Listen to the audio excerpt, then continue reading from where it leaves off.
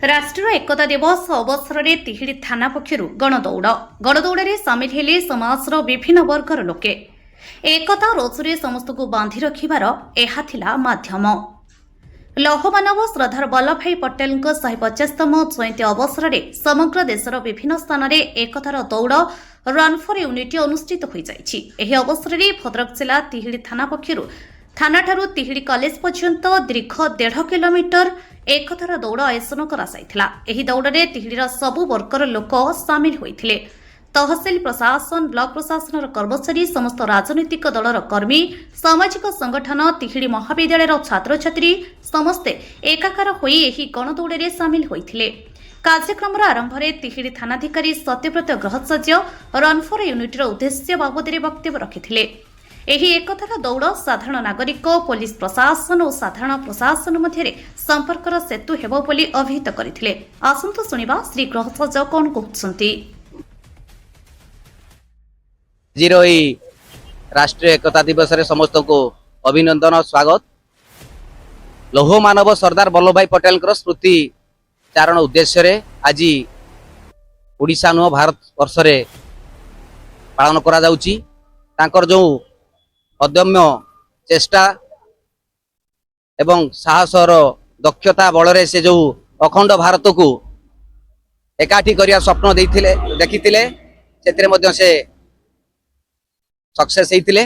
तेणु तांकर स्मृति चारण पाई एवं तांकर प्रचेष्टा को बजाय रखिया पाई जाति धर्म वर्ण दल निर्विशेष रे आमे एकाठी एवं देशर उन्नति पाई केमिति एकाठी होई विकसित भारतर जो स्वप्न थिला तांकर साकार करिया पाई आमे तांकर स्मृति चारण पाई आमे आज एकाठी हेतिलु एवं सेति पाई छोट गणदौड़र व्यवस्था करा जायतिला।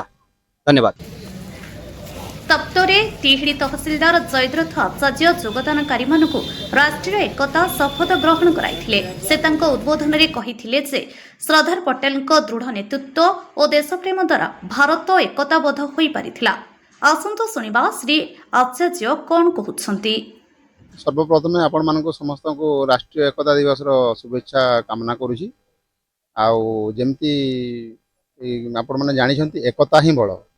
तो आमर लौह मानव सरदार वल्लभ भाई पटेल सी तांकर जो अदम्य चेष्टा बल रे आमर परवर्ती स्वाधीनता परवर्ती समय से समस्त आमर भारत वर्ष को एकजुट करथिले, जोड़ा कि सब अलग अलग टुकड़ा टुकड़ा हेकि थिला।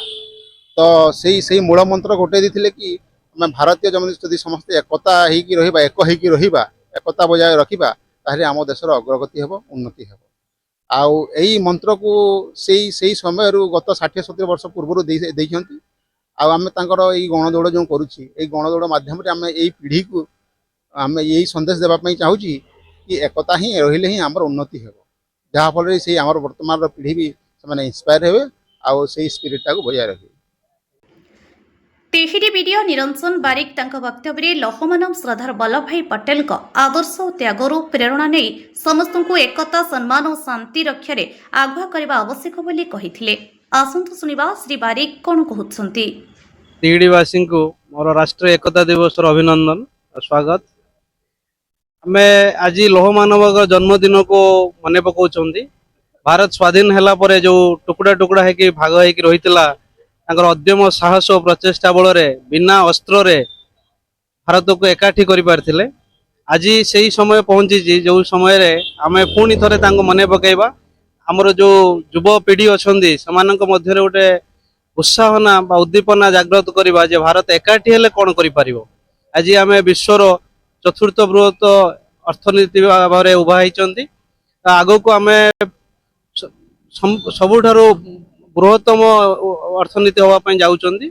आमर जो ग्रोथ रेट अच्छी पृथ्वीर सबुठारु अधिक अच्छी। आम गोटे डेभलप नेशन हाँपाई विकसित भारत हाँपाई जो स्वप्न देखी युवपीढ़ी माने निश्चित भाव में साकार करेंगे। आउ ताहा एई एकता दिवस ही वार्ता जीव जे आम एकता रहिले ही पृथ्वीर सबु शक्ति को पराजित करि पारे।